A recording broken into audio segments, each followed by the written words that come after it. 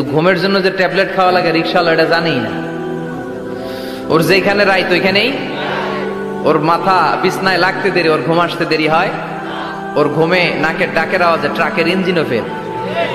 সুবহানাল্লাহ পড়েন। এজন্য অনেক বেশি সম্পদের পাহাড় করা লাগবে, এই চিন্তা যেন আমাদের মাথায় না আসে। চিল্লায় বলেন ঠিক কিনা? এজন্য রব্বুল আলামিন বলেন আলহাকুমুত তাকাসুর হাত্তা যুরতুমুল মাকাবির। বেশি বেশি সম্পদ উপার্জনের আকাঙ্ক্ষা তোমাদেরকে আখিরাত থেকে গাফেল বানিয়েছে। এই গাফলতি কশিন কালেও তোমাদের কমবে না যতক্ষণ না তোমরা কবরে ঢুকবা। হাত্তা যুরতুমুল মাকাবির, মাকবারাতুনের প্লুরাল মাকাবির, যতক্ষণ না কবরে না ঢুকবা, কবরস্থান তোমার আবাসস্থল না হবে, ততক্ষণ পর্যন্ত এই চাই চাই মানসিকতা কমবে। মানুষের স্বভাব হলো আরো চাই, আরো চাই, আরো চাই করে। ফকিরেরা কারা? আল্লাহ গালি দিয়ে বললেন তোরা সব ফকিরনি। তোরা কি? ইয়া আইয়ুহান নাসু আনতুমুল ফুকারাউ ইলাল্লাহ ওয়াল্লাহু হুয়াল গানিয়ুল হামিদ। সুবহানাল্লাহ পড়েন। আল্লাহ ডেকে বললেন গোলাম আনতুমুল ফুকারা ইলাল্লাহ, তোমরা সবাই ফকির, ধনী হলো একজন, তিনি কে? আল্লাহ শুধু ধনী, আর মানুষের স্বভাব হচ্ছে আরো চাই, আরো চাই। ওর 2 তলা বিল্ডিং, আমার 3 তলা লাগবে। ওর 2টা গাড়ি আছে, আমার 3টা লাগবে। আছে না নাই? বিশ্বনবী বললেন কিয়ামতের আগ দিয়ে মানুষের মধ্যে আকাঙ্ক্ষায় প্রতিযোগিতা বেড়ে যাবে, প্রতিযোগিতামূলক টেন্ডেন্সি। কার চেয়ে কে বড় হতে পারে, কার চেয়ে কে বেশি টাকার পাহাড় বানাতে পারে। আছে না নাই? বিশ্বনবী বললেন ওয়ান তারাল হুফাতাল উরাতাল আলাতা রিয়া আশ-শাইয়াতা তাওয়ালুনা ফিল বুনিয়ান। কিয়ামতের আগে এমন কিছু লোক যাদের গায়ে দেওয়ার মতো জামা ছিল না, পায়ে দেওয়ার মতো জুতা ছিল না, পেটে দেওয়ার মতো খাবার ছিল না, সমাজের কেউ তাদেরকে চিনতো না। হঠাৎ করে এই লোকগুলো ধনী হয়ে যাবে। তার মানে আছে যার বেশি চায় তত বেশি। চিৎকার করে বলেন ঠিক কি না? এজন্য আল্লাহ বললেন আলহাকুমুত তাকাসুর হাত্তা যুরতুমুল মাকাবির। দুনিয়ার লোভ তোমাদেরকে আখিরাত থেকে গাফেল বানিয়ে দিয়েছে। দুনিয়ার লোভ লালসার মধ্যে পড়ে আখিরাতকে বেমালুম তোমরা ভুলে গিয়েছো। এই গাফলতি কোনোদিন কমবে না যতদিন না তোমরা কবরে ঢুকো। ঠিক কি না?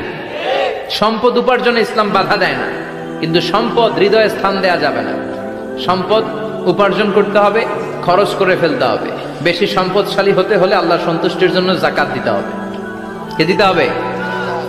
দে যাকাত, দে যাকাত, তোর দিল খুলবে পরে, আগে খোলো খাত। দে যাকাত, দে যাকাত, তোরা দে রে যাকাত। ঠিক কি না? দিল পরে খুলবে, আগে হাত খোলেন। হাত খুললে দেখবেন দিলটারে খুলে দিয়েছে কে? সাইয়েদনা মুসা আলাইহিস সালামের জামানায় ওনার চাচাতো ভাই ছিল মিশরের সবচাইতে বড় ধনী, যাকাত দেয় নাই। তার কি করুণ পরিণতি হয়েছে কোরআনে আছে না নাই? এত সম্পদ ছিল, তার সম্পদগুলো সে সিন্ধুকে আটকে রাখতো।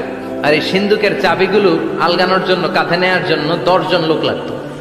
সিন্ধুক কাঁধে নেওয়ার জন্য, সিন্ধুকের চাবি, চাবির গোছা কাঁধে নেওয়ার জন্য কয়জন? তাহলে কি পরিমাণ সম্পদ ছিল? সাইয়েদনা মুসা বললেন সম্পদের মালিক তুই হস নাই, আল্লাহ বানাইছে। কারণ বলে ইন্নামা উতিতুহু আলা ইলমিন ইনদি, আল্লাহ আমারে সম্পদ দেয় নাই, আমি আমার মেধা খাটিয়ে সম্পদ বানিয়েছি। যাকাত আমি দিব না। মুসা বললেন তাহলে আযাবে পড়বি, কারণ কই পারলে আযাব আন, পারলে আযাব আন। আল্লাহ বললেন ফাখাসাফনা বিহি ওয়া বিতারহিল আরদ, ও মুসা নিরাপদ দূরত্বে চলে যাও, এখনই ভয়ঙ্কর ভূমিকম্প হবে, আযাব দেব।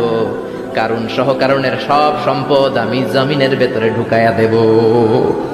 আমি নিজে কারণের বাড়ি দেখে এসেছি। মিশরের রাজধানী কায়রো থেকে প্রায় 150 কিলো দূর একটা জেলা আছে, ফায়ুম জেলা। ওইখানে কারুনকে আল্লাহ তার সব সম্পত্তি সব মাটিতে দাবিয়ে দিয়েছেন। দাবাতে দাবাতে হাঁটু পর্যন্ত যখন কারুন জমিনে দেবে যায়, ভাবছে উঠে যাবে। কোমর পর্যন্ত যখন মাটির মধ্যে দেবে যায়, ভাবছে উঠতে পারবে। গলা পর্যন্ত যখন দেবে যায়, হাত তুইলা কয় আমি ঈমান আনলাম। ও মুসা, সব সম্পদ তোর, আর তোর আল্লাহর লইয়া যা, খালি আমারে বাঁচা, আমারে। সব গাদ্দারদের একই পরিণতি। ফেরাউনরেও যখন আল্লাহ লোহিত সাগরে পানি খাওয়াতে খাওয়াতে পেটটা এত বড়, হাত তুলে কয় আনা মিনাল মুসলিমিন, আমি মুসলমান, আমি ভালো মানুষ। আল্লাহর কোরআন সাক্ষী, সে বলেছে আনা মিনাল বনি ইসরাইলরা যে আল্লাহরে মানে আমিও তারে মানি, আমিও আল্লাহর দলের একনিষ্ঠ কর্মী। আর পানি খাইতে পারি না, আল্লাহ বাঁচাও। আল্লাহ কয় আরো খা। শেষ, ফেরাউন শেষ, নমরুদ শেষ, কারুন শেষ। পুরো সম্পদ সহ আল্লাহ কারণকে জামিনের ভেতরে দাবিয়ে দিলেন। এজন্য সম্পদ যাদের বেশি জাকাত দেওয়ার দরকার আছে না নাই?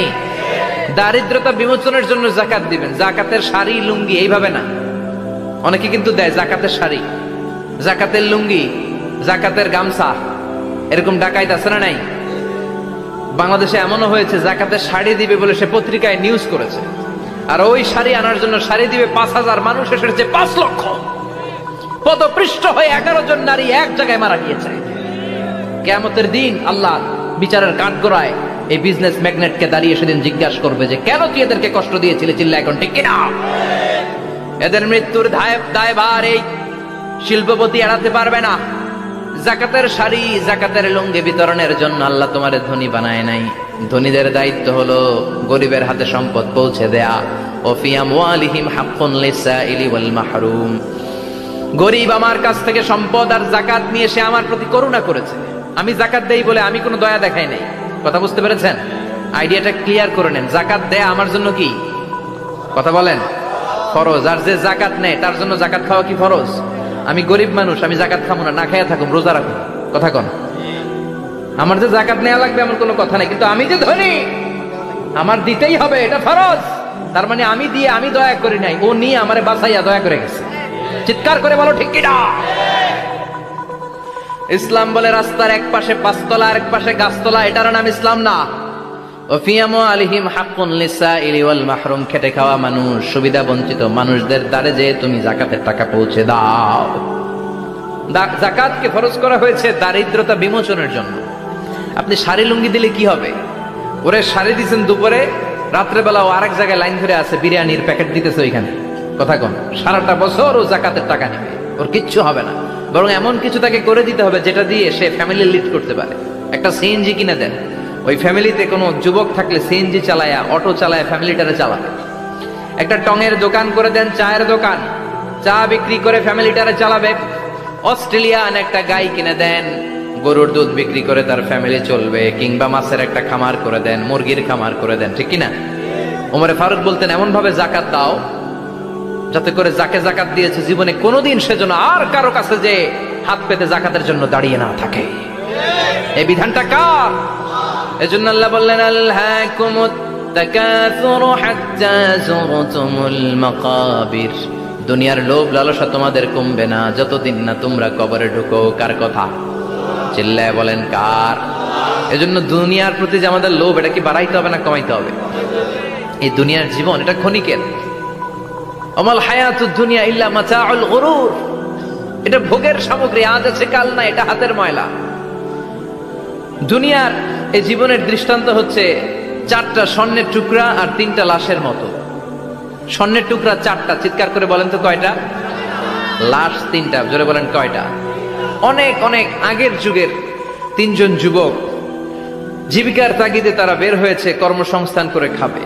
পথিমধ্যে তারা গুপ্তধন পেয়েছে, স্বর্ণের বার পেয়েছে, তো বড় বড় 4টা পেয়ে তারা মহা খুশি। আমাদের আর কাজ করা লাগবে না, এগুলো বেচে আজীবন খাবো, সুখে থাকবো। তো 3 জন মিলে বললো 4টা স্বর্ণের টুকরা 3 জনের মধ্যে ভাগ করে দেওয়ার আগে একজন এক কাজ কর, বাজার থেকে কিছু রুটি নিয়ে আয়, খুব ক্ষুধা লেগেছে, খেয়ে নেই। একজনের রুটি আনতে পাঠিয়ে 2 জন মিলে ভাবে ওইটারে যদি মেরে ফেলতে পারি তাহলে তো তোর আর আমার মধ্যে কোনো ঝামেলা নাই। স্বর্ণের টুকরা কয়টা? তুই নিবি 2টা, আমি নেব 2টা। আর যেটারে রুটি আনতে পাঠাইছে ওইটা মনে মনে ভাবতেছে রুটির মধ্যে বিষ মিশাই নিয়ে যাব। কি মিশাবো? বিষ খাইয়া ওইটা শেষ, সবগুলো আমার।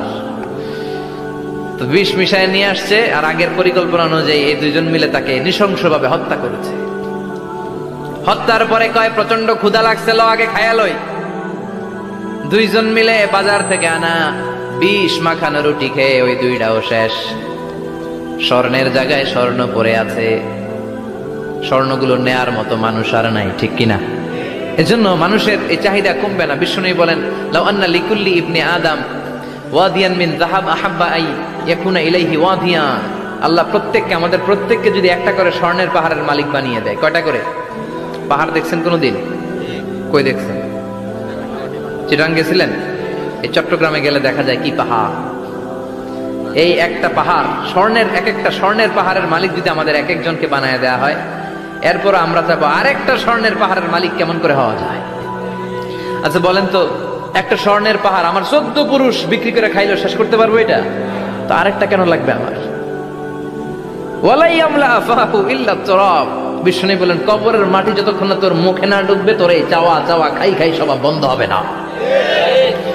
এজন্য আল্লাহ বললেন আলহাকুমুত তাকাসুরু হাত্তা যুরতুমুল মাকাবির। দুনিয়া তোমাদেরকে গাফেল বানিয়ে দিয়েছে, গাফলতি কমবে না যতদিন না কবরে ঢুকো।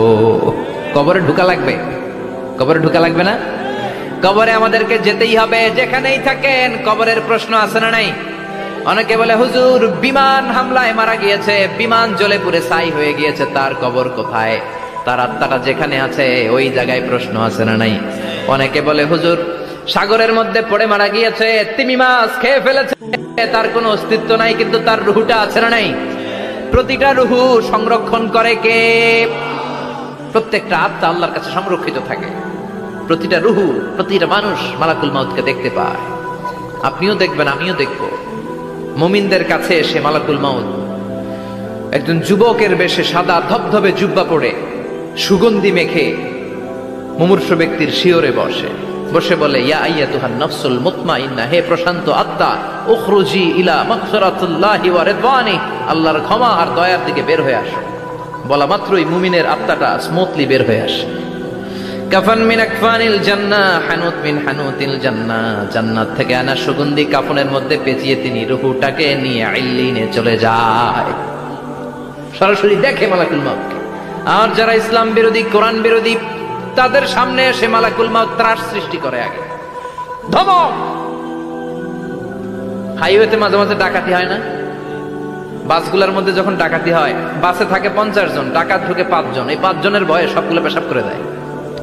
কারণ ত্রাস সৃষ্টি করে। এসেই চাইনিজ কুড়াল দিয়ে আগে কুবায় দেয় 4-5 জনের। রক্ত দেখে কি দেওয়ার সব আগে রেডি করে রাখে।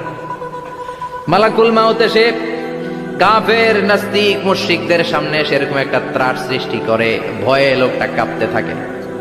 ওর কাছে ভদ্র ভাষায় কথা বলে না, সুন্দর জামা পরে আসে না, কালো কুচকুচে চেহারা, ভয়ঙ্কর একটা রূপ নিয়ে, আকৃতি নিয়ে ইসলাম বিরোধীদের মাথার সামনে আসে, দুর্গন্ধযুক্ত চেহারার দেহ নিয়ে ধমক দিয়ে বলে ও পাপাত্তা, ইয়া আইয়াতুহান নাফসুল খাবিসা উখরুজি ইলা গাদাবিল্লাহ, হে পাপাত্তা, আল্লাহর রাগ, ক্রোধ আর গজবের দিকে বের হয়ে আয়। মুমিনের আত্মা বলার সাথে সাথে যেমনি মুমিনের দেহ থেকে বের হয়ে জান্নাতি কাফনের ভেতরে ঢুকে, কাফেরদের আত্মাও কি এরকম তাড়াতাড়ি বেরোতে চায় নাকি? কাফেরদের আত্মা বেরোতে চায় না। ডানে দৌড়, বায়ে দৌড়, সামনে দৌড়, পেছনে দৌড়, আহা দৌড়াদৌড়ি করে। মালাকুল মাউত এটাকে টেনে হিচড়ে, একটা জীবিত ছাগলকে জবেহ না করে, জবাই না করে, তার চামড়া উল্টার দিকে টেনে হিচড়ে বের করলে ছাগলটা যত কষ্ট পায়, এর সে কম 70 গুণ বেশি কষ্ট দিয়ে কাফের মুশরিক আর গাদ্দারদের রূহ কবজ করা হয়। আল্লাহ এই পরিস্থিতি থেকে তুমি আমাদের বাঁচাও। মুমিনদের রূহ যেমনি কবজ হয় ওইভাবে রূহ কবজের ব্যবস্থা করে দিও। ইমানের মৃত্যু নসিব করে দিও, শাহিদি মৃত্যু নসিব করে দিও। আমাকে শহীদ করে সেই মিছিলে শামিল করে নিও, যে মিছিলের নেতা মীর হামজা খোবায়েবে খাব্বাব, আল্লাহর কাছে ছিল অতি প্রিয়, শামিল করে নিও। আমাকে শহীদ করে সেই মিছিলে শামিল করে নিও। পড়েন আমিন। আরো জোরে পড়েন আমিন। তার মানে বিমান দুর্ঘটনায় হোক, কিংবা লঞ্চ ডুবিতে হোক, কিংবা আগুনে পড়ে হোক, কিংবা আত্মঘাতী হামলায় হোক, যে যেখানেই মারা যায়, কবরের 3টা প্রশ্ন তার জন্য আছে না নাই? ইসলাম বিরোধীদের জন্য প্রশ্ন 3টা, আপনারা যারা মুমিন তাদের জন্য 4টা, আপনাদের জন্য একটা বেশি। আলহামদুলিল্লাহ। কোন কবরে এসে প্রথম প্রশ্ন করবে মুনকার নাকির যখন চলে আসবে, 40 কদম যখন আত্মীয় স্বজনরা লাশটাকে কবরের মধ্যে দিয়ে 40 কদম চলে যায়, তখনই ফেরেশতা চলে আসে। আহা, শেষ, সব শেষ। এসেই পরীক্ষা শুরু। মার রব্বুক, তোর রবের নাম কি? চিল্লায় বলেন আমাদের রবের নাম কি? আমরা বলবো রব্বি আল্লাহ, আল্লাহ আমারে রব। দমে দমে তনু মনে তারি অনুভব। পড়েন আল্লাহ আমারে রব। তোমার দুনিয়াতে আমি যেদিকে তাকাই, অথই নিয়ামতে ডুবে আছি সবাই। পাখপাখালির গানে শুনি তাসবিহ কল রব, তাসবিহ কল রব, আল্লাহ আমার রব। প্রথম প্রশ্ন, তোমার রব কে? আমরা বলবো আমাদের রব আল্লাহ। দ্বিতীয় প্রশ্ন, ওমা দীনু, তোমার ধর্মের নাম কি? আমরা কি বলবো? তৃতীয় প্রশ্ন, বিশ্বনবীর চেহারা দেখিয়ে বলা হবে আতারিফু হাদার রাজুল, এই লোকটারে চিনো নাকি? আমরা বলবো চিনি, আমাদের প্রাণের নবী, ঠিক কি না? চাঁদের চেয়ে সুন্দর তুমি নবী আমার কমলিওয়ালা, দু জাহানের বাদশা তুমি প্যারা নবী সাল্লে আলা, চাঁদের চেয়ে সুন্দর তুমি নবী আমার কমলিওয়ালা, ঠিক কি না?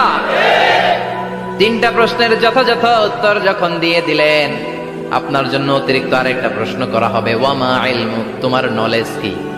তিনটা প্রশ্নের উত্তর যে তুমি করতে পারলা, কিভাবে পারলা, কেমনে জানলা? নকল করে বলছো নাকি জেনে বুঝে আসছো? নকল হয় না? এখন তো পরীক্ষা চলতেছে বোধহয়। কি পরীক্ষা? এসএসসি পরীক্ষা। নকল হয়? কৃষ্ণপুরে নকল নাই না? এখন মনে হয় এগুলো একটু কমছে। একটা সময় ছিল অনেক নকল হইতো। পাঞ্জাবের ভিতরে নকল, পকেটে নকল, টুপির ভিতরে নকল, মৌজার ভিতরেও নকল। এমনকি মেয়েরাও নকল করে পরীক্ষার হলে আসে না নাই? স্কেলের মধ্যে লিখে নিয়ে যায়, হাতের মধ্যে লিখে নিয়ে যায়, ওড়নায় লিখে নিয়ে যায়, কাপড়ে লিখে নিয়ে যায়, আসে না নাই? ফেরেশতারা বলবে নকল করছো নাকি? কেমনে জানলা? তিনটা প্রশ্নের উত্তর তুমি কেমনে বললা? আল্লাহ তোমার রব, ইসলাম তোমার ধর্ম, এই লোকটা বিশ্বনবী, কেমনে চিনলা? আপনাকে তখন বলতে হবে আমি কোরআন থেকে শিখেছি, আমি হাদিস থেকে শিখেছি, আমি ইসলাম জেনে বুঝে মেনেছি, আমি আন্দাজে কোথাও ঘুরি নাই। চিল্লা এখন ঠিক কিনা? আপনাকে বলতে হবে। এজন্য শিখতে হবে, প্রতিনিয়ত ইসলাম সম্পর্কে জানতে হবে, আখের গোছাতে হবে, জীবনটাকে আলোকিত করতে হবে। চিল্লায় বলেন ঠিক কিনা?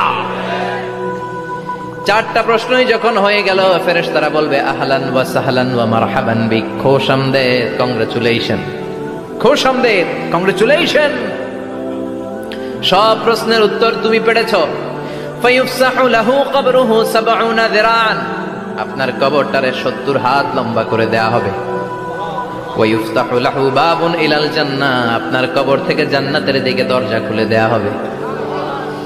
ওয়া ইউলবাসু মিন লিবাসি আহলিল জান্নাহ, জান্নাতের দুইটা রেশমি কাপড়ের পোশাক এনে আপনারে পরিয়ে দেয়া হবে। আর বলা হবে নাম কানাও মিলা আরুস, ঘুমাও, sleep, you should get some sleep now, তোমাকে লম্বা সময় পাড়ে দিতে হবে, ঘুমাও। কানাও মিলা আরুস, যেমনি বর বাসর রাতে আরামসে ঘুম দেয়, বাসর রাতে যেমনি বর কনেকে নিয়ে মধুর ঘুম দেয়, তুমিও ঘুমাও, কেউ তোমার ঘুম ভাঙবে না। মালাক ইসরাফিলের, কিয়ামতের জন্য ইসরাফিলের সিংহায় যে ফুৎকার আছে, ওই ফুৎকার ছাড়া কোনো কিছুই তোমার ঘুম ভাঙাতে পারবে না। আলহামদুলিল্লাহ পড়েন। আল্লাহ আমরাও যেন চারটা প্রশ্নের উত্তর দিয়ে লম্বা একটা ঘুম দিতে পারি, পড়ে না আমিন।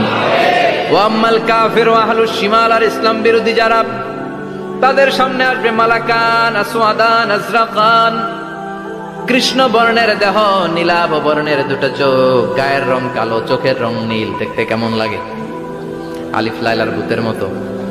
কথা কন, গায়ের রং কালো, চোখের রং নীল। ফেরেশতা দুইটা আসবে, এসে ত্রাস সৃষ্টি করবে, এসে বলবে বল তোর রবের নাম কি? মার রব্বুক। ইসলাম বিরোধী মুশরিক, কাফের, নাস্তিক এরা বলবে আমি জানি না আমার রবকে, আমি জানি না, আমি তো আজীবন শুধু চেয়ার করেছি, মদ খেয়েছি, আমি ধর্ষণে সেঞ্চুরি করেছি দুনিয়ার বুকে, আমি টেন্ডারবাজি করেছি, চাঁদাবাজি করেছি, আমি মাস্তানি করেছি, আমার দাপটে এলাকার ইসলাম প্রিয়রা বাসায় ঘুমাতে পারে না। আমি ছিলাম টেন্ডারবাজ, আমি ছিলাম গডফাদার, সন্ত্রাসীদের লিডার, আমি ছিলাম ডন 1 2 3 সব, আমি ছিলাম ডনের ডন, আমি ছিলাম মাস্তান, রংবাজ। রব টপ কি আমি তো জানি না। লাদ্রি লাদ্রি, আমার জিজ্ঞেস করো না। আবার প্রশ্ন করা হবে ওয়ামা দীনুক, তোর ধর্মের নাম কি? বলবে লা আদরি, আমার কোনো ধর্ম নাই, আমার কোনো ধর্ম নাই, আমি শুধু মৌজ মাস্তিতে ছিলাম, আমি আনন্দ ফুর্তি করেছি, ইসলাম নিয়ে আমার মাথা ব্যথা ছিল না। আজীবন ইসলামরে আমি বাস দিয়েছি, চিল্লায় বলেন ঠিক কিনা? ইসলাম বিরোধীদের সাথে ছিল আমার চলাফেরা, আমার সব সাঙ্গপাঙ্গ ছিল গুন্ডা বদমাশ ইসলাম বিরোধী। রব কি, ইসলাম কি, এগুলো আমি জানি না। আমার এগুলো জিজ্ঞেস করো কেন? ধর্ম কি আমি জানি না, আমি কিচ্ছু মনে করতে পারছি না।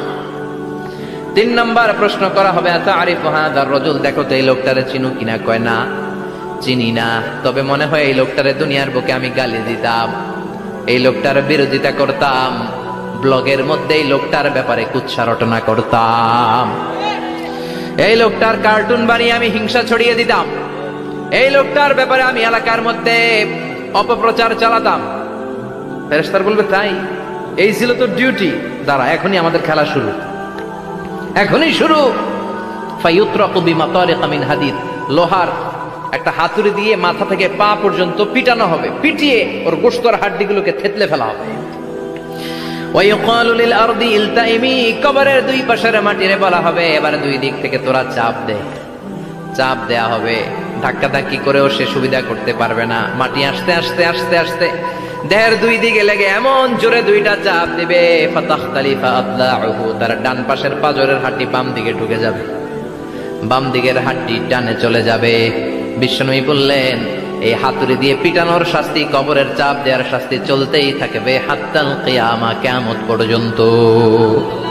আল্লাহ এই কবরের শাস্তি থেকে আমাদের বাঁচাও। আমরা এই আযাব পেতে চাই না, আমরা যেন ঠিকভাবে কবরের 4টা প্রশ্নের উত্তর করে দিয়ে লম্বা ঘুম দিতে পারি। আল্লাহ তুমি তৌফিক দাও। এজন্য আল্লাহ বললেন, গোলাম দুনিয়া নিয়ে পাগল হয়ে থেকো না, এই দুনিয়ার জীবন আসল জীবন নয়, আসল জীবন হলো কবরের জীবন। জোরে বলেন ঠিক কিনা? এই জন্য মাঝে মাঝে কবরে যাবেন, কবরস্থানে দাঁড়িয়ে চিন্তা করবেন এই জায়গায় আমারও আসতে হবে। দিন যাবে, রাত আসবে, বৃষ্টি হবে, শীত আসবে, কেউ আমার দেখতে আসবে না, একা থাকতে হবে। একা, বড় একা, অন্ধকার, বড়ই অন্ধকার। ওই কবরের জীবনের সামান গোছানোর দরকার আছে না নাই? তোমার জিহ্বাটা যেন আল্লাহর জিকিরে সবসময় ভিজা থাকে। কি থাকে? সবসময় যেন পড়ি সুবহানাল্লাহ, আলহামদুলিল্লাহ, লা ইলাহা ইল্লাল্লাহ। সব সময় যেন আমরা পড়ি আল্লাহু আকবার। বিশ্বনবী বললেন, আহাব্বুল কালাম ইলাল্লাহি আরবা।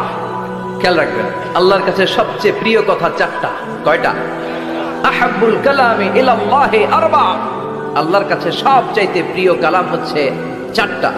লা ইয়াদুররুকা বিআইয়িহিন্না বাদাআতা। এই 4টার কোনটা দিয়ে শুরু করবে এটা তোমার ব্যাপার, আগে পরে করলেও কোনো সমস্যা নাই। 4টার একটা হচ্ছে সুবহানাল্লাহ, আরেকটা হচ্ছে আলহামদুলিল্লাহ, আরেকটা হচ্ছে লা ইলাহা ইল্লাল্লাহ, আরেকটা হচ্ছে আল্লাহু আকবার। এজন্য সব সময় আল্লাহর জিকির করতে রাজি আছেন তো? আল্লাহরে ডাকতে রাজি আছেন? ফাযকুরুনি ওয়াশকুরুলি। আল্লাহ বলেন, যদি আমার জিকির করো আমিও তোমাদের জিকির করি, যদি আমার স্মরণ করো আমিও তোমাদের স্মরণ করি। আবার বিশ্বনবী বললেন, আল্লাহ ঘোষণা দেন, ফাইন যাকারানি ফি নাফসি যাকারতুহু ফি নাফসি। আমার বান্দা যদি একা একা আমার জিকির করে আমিও আমার বান্দাকে একা একা স্মরণ করি। ওয়া ইন যাকারানি ফি মালাইন যাকারতুহু ফি মালাইন খায়রিম মিনহু। আর মহা সম্মেলনে যদি বান্দা আমারে স্মরণ করে আমি এর চাইতো শ্রেষ্ঠ মহা সম্মেলন ফেরেশতাদেরকে নিয়ে আমার বান্দাকে স্মরণ করি। ওয়া ইন তাকাররাবা ইলাইয়া শিবরান তাকাররাবতু ইলাইহি দিরাআন। আমার বান্দা যদি আমার দিকে 1 বিঘত আসতে চায় আমি আমার বান্দার দিকে 1 হাত এগিয়ে যাই। আমার বান্দা যদি আমার দিকে 1 হাত আসতে চায় আমি আমার বান্দার দিকে 2 হাত চলে যাই। ওয়া ইন আতানি ইয়ামশি আতাইতুহু হারওয়ালা। আর আমার বান্দা যদি আমার কাছে হেঁটে হেঁটে আসতে চায় আমি আমার গোলামের দিকে দৌড়ে দৌড়ে যাই। ওই আল্লাহরে ভুলে গিয়ে আমরা মাজারে যে সিজদা দেই, কপাল পোড়া আছে না নাই? দোদেল বান্দা কালমা চোর, না পায় শ্মশান না পায় ঘোর, দিন থাকিতে আয়রে পথে ছাইড়া দে ভণ্ডামি ভণ্ডামি ভণ্ডামি ভণ্ডামি, ছাইড়া দে ভণ্ডামি। ঠিক কি না? এই ভণ্ডামির সাথে আমাদের সম্পর্ক আছে? মাজার পূজার সাথে ইসলামের কোনো সম্পর্ক আছে? নামাজ কালাম পড়ে না ইবলিশ শয়তানের নানা, আছে না নাই? এলাকায় মনে হয় নাই, অনেক জায়গায় আছে দেখবেন লাল সালু দিয়া উঁচু করা। সাইয়েদনা আলীকে মদিনায় বিশ্বনবী পাঠালেন আর বললেন, যত উঁচু মাজার দেখো ভেঙে মাটির সাথে গুড়িয়ে দাও। কবরস্থান উঁচু হবে না, কবর হবে সমান। এটাকে সেফটি দেওয়ার জন্য, সিকিউরিটি দেওয়ার জন্য আপনি চারদিকে সিম্পল বেড়া বা দেয়াল দিতে পারেন, যাতে গরু ছাগল যে এই কবরের অসম্মান না করে। আমরা আশরাফুল মাখলুকাত, আমরা বেঁচে থাকলেও যেমনি সম্মান আছে আমাদের, মরে গেলেও সম্মান আছে না নাই? আল্লাহ বললেন ওয়ালাকাদ কাররামনা বানি আদম, আমি বনি আদমের সম্মান বাড়িয়ে দিয়েছি। জীবিত অবস্থায় যেমনি সম্মান, মরে গেলেও সম্মান, ঠিক কিনা? বিশ্বনবী দেখলেন একটা লাশ যাচ্ছে, লাশ দেখে নবী দাঁড়িয়ে গেলেন। সাহাবারা বললেন ইয়া রাসূলুল্লাহ ইন্নাহু ইয়াহুদি, এটা ইহুদির লাশ। দাঁড়ালেন কেন? বসেন। বিশ্বনবী বললেন আওয়ালাইসাত নাফসান, এটা কি মানুষ না? এটা হোক না ইহুদি, হোক খ্রিস্টান, হোক নাস্তিক, এটা তো মানুষ। আমি তো মানুষকে সম্মান দিয়েছি। I have dignified the status of the sons of Adam. আমি বনি আদমের সম্মানকে বাড়িয়ে দিয়েছি। সবার উপরে মানুষ সত্য, তাহার উপরে নাই। এজন্য কবরকে সিকিউরিটি দিতে হবে, কিন্তু গম্বুজ বানানো যাবে? লাল সালু দেয়া যাবে? মাজারে আগরবাতি দেয়া যাবে? মোমবাতি, মশারি, অনেক মাজারের উপরে লম্বা মশারি টাঙানো আছে না নাই? ওর বাবারে মশাই কামড়ায়, কত বড় ডাকাত। তো মশাই যদি নিচ থেকে তাড়াইতে না পারে, ও তোমারে কি করবে? কথা বলেন। মশা তাড়াতে পারে না নিজের গা থেকে, তোমারে কি বাঁচাবে? দেখবেন যে লোকটা মাজারে মশারি দেয়, ওর বাবার ডেঙ্গু জ্বর, ওর বাপেরে মশাই খায়, ওর মারে মশাই খায়। গোটা বিশ্বের সবগুলো আল্লাহর ওলি যদি একটা গ্লাসের পানিতে ফু দেয়, আর আপনার মা যদি আপনার মাথার মধ্যে হাত বুলিয়ে দেয়, আপনার মা যদি আপনার বুকে একটা ফু দিয়ে দেয়, সব পীর সাহেব একদিকে, মায়ের দোয়া আরেকদিকে। মায়ের দোয়া মুহূর্তে আবার আল্লাহর আরশে পৌঁছে যাবে। এজন্য বিশ্বনবী বলতেন সালাসু দাওয়াতিন মুস্তাজাবা, তিনটা দোয়া আল্লাহ কবুল ফিরিয়ে দেন না। এক নম্বরে হচ্ছে দাওয়াতুল মুসাফির, সফর অবস্থায় দোয়া করলে কবুল করে কে? দুই নম্বরে দাওয়াতুল মাজলুম, অত্যাচারিত ব্যক্তির দোয়া কবুল করে কে? তিন নম্বরে দাওয়াতুল ওয়ালিদাইনি লিওয়ালাদিহি, মা বাবা যখন হাত তুলে ছেলে মেয়েদের জন্য আল্লাহর কাছে দোয়া করে, ওই দোয়াটাও কবুল করে কে? মাজারে মশারি দিবেন? লাল সালু দিবেন? আগরবাতি, মোমবাতি, কোন মানত? মাজারে মানত করা যায় না। ইন্নী নাযারতু লিররহমানি সাওমা, মানত করতে হয় রহমানের নামে। মানত হবে একজনের নামে, চিল্লায় বলেন তিনি কে? এজন্য মাজারে কিছু দেয়া যাবে না। এই ভণ্ডামি গোটা বাংলাদেশ ব্যাপী, আমরা বলে যাচ্ছি যতটুকু শুধরানোর শুধরাবে। হেদায়েত দেওয়ার মালিক একজন, চিল্লায় বলেন তিনি কে? অনেক পীর আছে এরকম ভণ্ড পীর, সারা বছরে নাকি একবারও গোসল করে না। 365 দিনে ওর গোসলের রুটিন একদিন, আর ওই একদিনের গোসলের পানি মুরিদরা সব খাইয়া শেষ করে ফেলায়। নাউজুবিল্লাহ কইবেন না? নামাজ কালাম পড়ে না, ইবলিশ শয়তানের নানা, ধর্মের একখান খুঁটি ধইরা কয়দিন করবা হয়রানি। ভণ্ডামি ভণ্ডামি ভণ্ডামি, ছাইড়া দে ভণ্ডামি। দোদেল বান্দা কালমা চোরে, না পায় শ্মশান না পায় ঘোর, দিন থাকিতে আয়রে পথে ছাইড়া দে ভণ্ডামি। ভণ্ডামি ভণ্ডামি ভণ্ডামি, ছাইড়া দে ভণ্ডামি। চিল্লায় বলেন ঠিক কিনা? এগুলোর সাথে আমাদের কোনো সম্পর্ক নাই। ইসলাম হচ্ছে সহজ। আদ-দীনু ইউসরুন লা উসরা ফি, আদ-দীনু ইউসর, দিন সহজ। এত জনের কাছে যাওয়া লাগবে না, আপনি ওই জেলায় যে ওই মাজারে মানত করা লাগবে না, আপনার সিলেটে যাওয়া লাগবে না, আপনার খানজানাইলের কাছে যাওয়া লাগবে না, আপনার কোথাও যাওয়া লাগবে না। আপনি বাড়ির পাশের মসজিদে পড়ে সেজদা দেন, মুহূর্তে দোয়া কবুল করে নিবে কে? রব্বুল আলামিন বলে গোলাম আমারে ডাকস না কেন? তোর ডাকে সাড়া দেওয়ার জন্য আমি 24 আওয়ার্স রেডি। দুনিয়ার বুকে কোনো বিষয় নিয়ে যদি আমরা বারবার যাই, দুনিয়াতে লোকজন রেগে যায়, ঠিক কিনা? আমি ওনার কাছে গেলাম, ভাই আজকে একটা বিপদে পড়ছি, 500 টাকা দেন, দিয়ে দিল।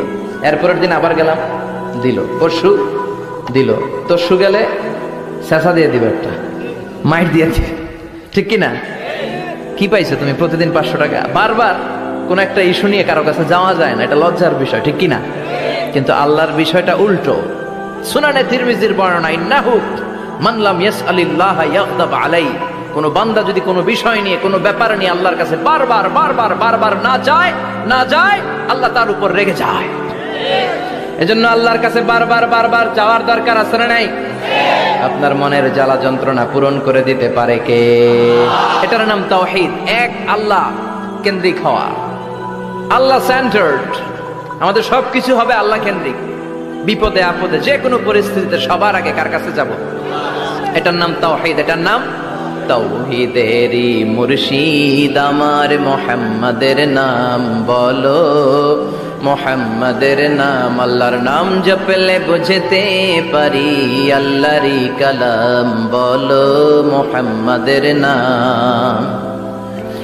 ওই নামেরই রশি ধরে যায় আল্লাহর পথে, ওই নামেরই ভেলায় চড়ে ভাসি নূরের স্রোতে, ওই নামের বাতি জেলে দেখি আরশের মুকাম বলো, মুহাম্মাদের নাম। সবাই পড়েন, তাওহীদেরই মুর্শিদ আমার মুহাম্মাদের নাম বলো, মুহাম্মাদের নাম। আল্লাহর নাম জপলে বুঝতে পারি আল্লাহরই কালাম বলো, মুহাম্মাদের নাম। চিল্লায় পড়েন আমিন। সব সময় বিপদে আপদে কার কাছে যাবেন? আপনার বিপদ দূর করতে পারে কে? আপনারে অসুস্থ থেকে সুস্থ বানায় দিতে পারে কে? মনের জ্বালা যন্ত্রণা মিটাতে পারে কে? আল্লাহ ছাড়া কেউ পারবে? কোন মুফাসসিরে কোরআন আপনারে বাঁচাতে পারবে? কোন আল্লাহর ওলি বাঁচাতে পারবে? সাইয়েদনা ইব্রাহিম আলাইহিস সালাম অনেক ইন্টেলেক্ট খাটিয়ে, এটাকে বলে রেশনাল অ্যানালজি খাটিয়ে উনি finally he got his Lord, তিনি আল্লাহকে পেয়েছেন, তাই না? এই ওয়াজ করছে না? তিনি চাঁদ দেখে ভাবলেন এত সুন্দর চাঁদ, এটাই মনে হয় আমার রব। হাযা রব্বি, এটার তাফসীর হচ্ছে হাযা রব্বি, কি রে এটা কি আমার রব? চাঁদ চলে গেল, তারা আসলো, ভাবলেন তারা তো আরো সুন্দর, মনে হয় এটাই আমার রব। তারাও নাই, দ্বিপ্রহরের চলচলে সূর্য দেখে তিনি নিশ্চিত এটা মনে হয় আমার রব হবেই। কিন্তু বিকেল বেলা সূর্যও নাই। মনে মনে ভাবলেন আমার রব তো আমার ছেড়ে পালাতে পারে না, সব সময় আমার রব আমার সাথে আছে না নাই?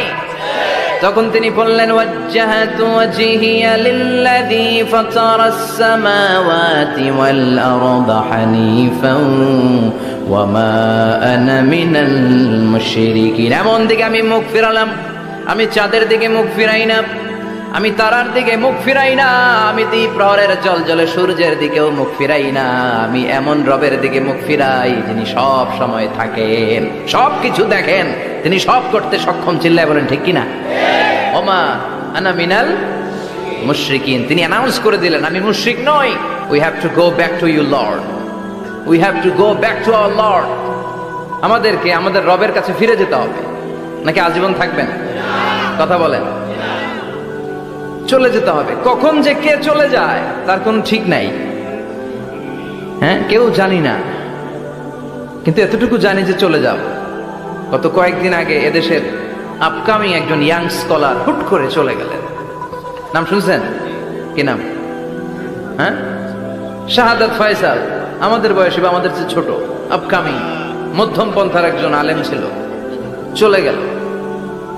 অনেক আশা ভরসা ছিল অনেকের তার উপর যে সে he is an upcoming scholar, সে মধ্যমপন্থী। ডক্টর আব্দুল্লাহ জাহাঙ্গীর স্যারের নাম শুনেছেন? ভাল লাগে না কথাগুলো শুনলে? হৃদয়টা ঠান্ডা হয়ে যায়। কারো পক্ষপাতিত্বে যায় না, যেটা হক, যেটা সমাজের জন্য কল্যাণকর সেটার কথা বলে। এই মাঝামাঝি থাকতে পারাটা সবচেয়ে কঠিন, ঠিক কিনা? আল্লাহ বলেছেন ওয়াকাযালিকা জাআলনাকুম উম্মাতান ওয়াসাতান লিতাকুনু শুহাদা আলান নাস, তোমাদেরকে হতে হবে উম্মাতান ওয়াসাতান, মধ্যমপন্থী উম্মাত, মাঝামাঝি থাকতে হবে। কিন্তু আমরা এদেশে মার্জিনালাইজ করে ফেলি, বুঝতে পেরেছেন? এক প্রান্তে চলে যাই। যারা চরমনায়ের মুরিদ অন্যদেরকে আর দেখা যাবে না, যারা সরসিনার মুরিদ এরাই সব, অন্যদিকে যাওয়া যাবে না। যারা জামাত ইসলাম অন্যদিকে আর যাওয়া যাবে না। যারা হেফাজতে ইসলাম অন্য কারোর মধ্যে আর হক নাই। যারা আহলে হাদিস এরা তো সব নিয়েই গেছে, সব হক সুন্নাহ এদের কাছে, কারো মুখের কোনো কথা এদের কাছে কোনো দাম নাই। আপনি যত হকের কথা বলেন এদের দলেই নাকি ঢুকতে হবে। তো আমার এই দেশে সুন্নি ভাইরা গালি দেয় আহলে হাদিস বলে, আবার আহলে হাদিসরা আমার গালি দেয় সুন্নি বলে, বুঝতে পেরেছেন? মাঝামাঝি থাকাটা এই বাংলাদেশে খুব কঠিন, কিন্তু আপনাকে মাঝামাঝি থাকতে হবে।